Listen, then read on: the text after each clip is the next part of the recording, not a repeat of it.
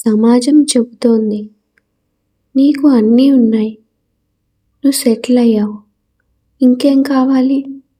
కానీ రాత్రి నిశ్శబ్దంలో మనసు అడుగుతుంది, ఇదేనా నా జీవితం?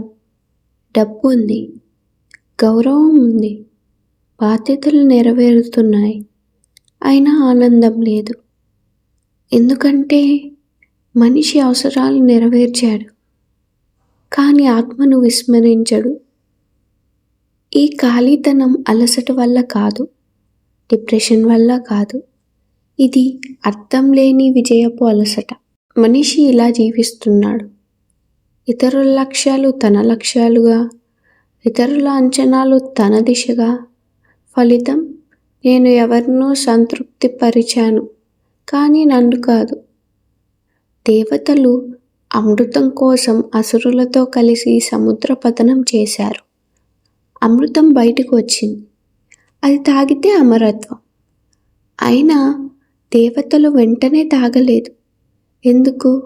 ఎందుకంటే వారికి తెలుసు, అమృతం శరీరానికి అమరత్వం ఇస్తుంది, కానీ అహంకారంతో తాగితే ధర్మం నశిస్తుంది. అందుకే వారు ముందుగా మోహిని రూపాన్ని అంగీకరించారు, ధర్మ పరిరక్షణ జరిగేలా చూశారు, అప్పుడే అమృతం స్వీకరించారు. మన జీవితంలో కూడా డబ్బు అమృతంలా, స్థానం అమృతంలా, పేరు అమృతంలా చూస్తున్నాం. ఇది ధర్మంతో సంపాదించామా లేక భయంతో జీవించామా? అర్థం లేకుండా జీవించిన విజయం ఖాళీగానే ఉంటుంది. విజయం అంటే పొగడ్త కాదు, శాంతి.